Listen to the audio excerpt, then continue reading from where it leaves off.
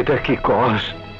তোর ফাঁসি হইলে রতন শুধু ওগো দেখবো কেনা?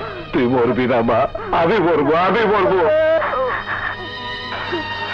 জজ সাহেব, দেরি করেন না, আমারে ফাঁসি দেন। আমার ফাঁসি হইলে আমার মতো যত খুনি আছে সবাই ভয় পাইব, আর খুনের রাস্তায় আইব না।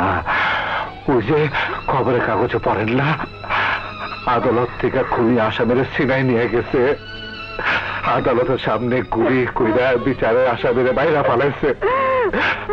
ওইসব খবর আর পড়তে হইব না।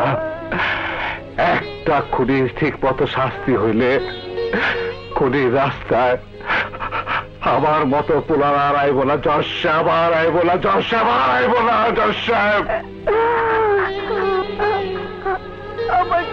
আমাকে মাফ করে দে বাবা, আমার মতো আমাকে বাজে না, কোন সন্তানের ভাগ্যে না যেতে।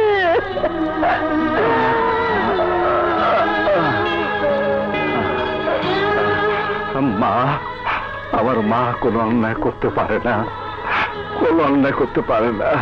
যে মায়ের পায়ের নিচে সন্তানের বেহেশত। মা গো, তোমার আমি অনেক আগে মাফ করে দিছি।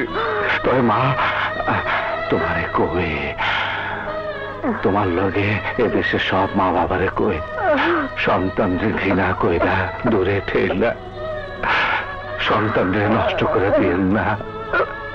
সন্তানরে আদর, স্নেহ, মমতার দরজা কোনোদিন বন্ধ করেন না, তাইলে তারা অমানুষ হয়ে যায়, নেশাখোর হয়ে যায়, সন্ত্রাসী খুনি হয়ে যায়। মা, মা গো, মা, মা, মালিক, মা গো,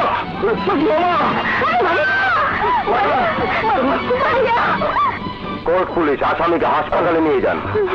না জজ সাহেব, না, আমার সময় নাই। মালিক ভাই, আপনার চেয়ে বড় বিচারকের ডাক আমি শুনছি। মা, মা গো, মা, তুই আমার জন্য বড় বিচারক আল্লাহর কাছে দোয়া করিস মা, একটু দোয়া করিস মা। আমি যাইতেছি মা, তারা আমি জিজ্ঞামো আমার দুনিয়াতে পাঠাইলা তো খুনি করে পাঠাইলা কেন? আমি খুনি হলাম কেন?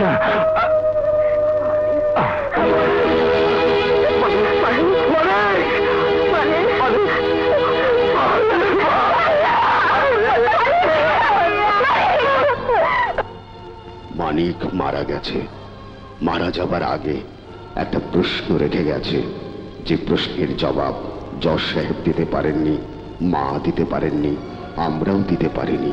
এই প্রশ্নের জবাব খুঁজতে হবে আমাদের। আমরাই কি আমাদের সন্তানদের খুনি বানাচ্ছি? আমরাই কি তবে আমাদের সন্তানদের স্নেহ মমতার চাহিদা পূরণ করতে না পেরে তাদের বিপদগামী করে দিচ্ছি, রক্ষা করতে পারছি না? আমাদের এই প্রশ্নের জবাব খুঁজে পেতে হবে।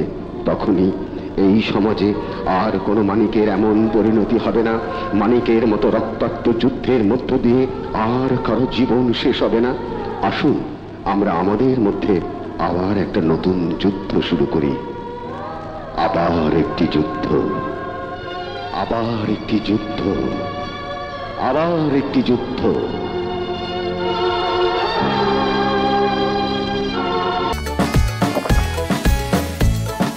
সাথে থাকলে 7 বারে কোকা কোলা।